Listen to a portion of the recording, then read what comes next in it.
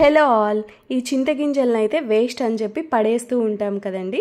ఈ చింతగింజల వల్ల చాలా రకాల ఆరోగ్య ప్రయోజనాలు ఉన్నాయి, అస్సలు పడేయకండి.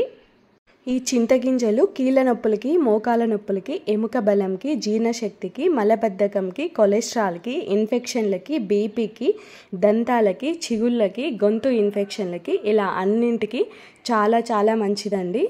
అప్పట్లో పెద్దవాళ్ళు అయితే ఈ చింతగింజలు అస్సలు పడేయకుండా ఇలానే చేసుకొని తినేవాళ్ళు అనమాట. మేము చిన్నప్పుడు కూడా ఇవి చేసుకునే వాళ్ళము.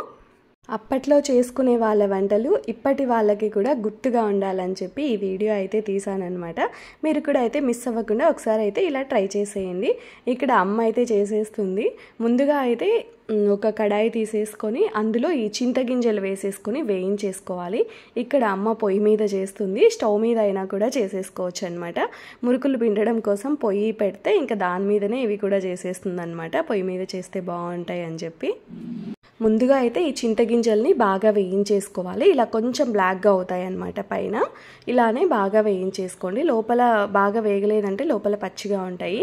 వేయించిన తర్వాత రోటిలో వరి గడ్డి ఉంటుంది కదండి, వరిది, ఆ వరి గడ్డి తీసేసుకోవాలన్నమాట. ఎండిపోయింది ఉంటుంది కదా, అది తీసేసుకొని రోట్లో కొంచెం పెట్టేసిన తర్వాత ఈ చింతగింజలను అయితే కొన్ని వేసేసుకోవాలి. తగినన్ని రోటిలో పట్టినన్ని అయితే వేసేసుకొని పైన కూడా మళ్ళీ ఈ వరిగడ్డి అయితే పెట్టేసుకోవాలన్నమాట.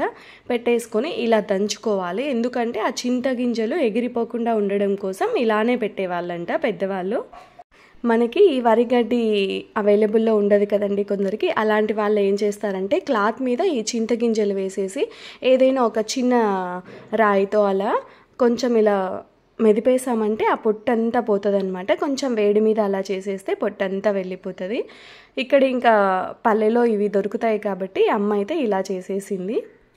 ఇలా పొట్టు పోయే వరకు మంచిగా అయితే దంచుకోవాలి రోటిలో వేసుకొని. అక్కడెక్కడైతే కొన్ని ఉంటాయిలేండి, ఎక్కువ ఉంటే మళ్ళీ ఒకసారి వేసుకొని దంచుకోవచ్చు, తక్కువ ఉంటే ఇలా సపరేట్ చేసేసుకొని పడేస్తే సరిపోతుంది. వీటిని బాగా చెరిగేసుకోవాలండి, ఆ పొట్టు అంతా పోయేలా వరి పొట్టు చెరిగేసుకున్న తర్వాత ఒక గిన్నెలోకి వేసేసుకొని వీటిని నీట్గా వాష్ చేసేసుకోవాలి. ఒక 2-3 టైమ్స్ లేదంటే ఒక 4-5 టైమ్స్ అలా నీట్గా వాష్ చేసేసుకోండి, డస్ట్ అంతా పోయేలా.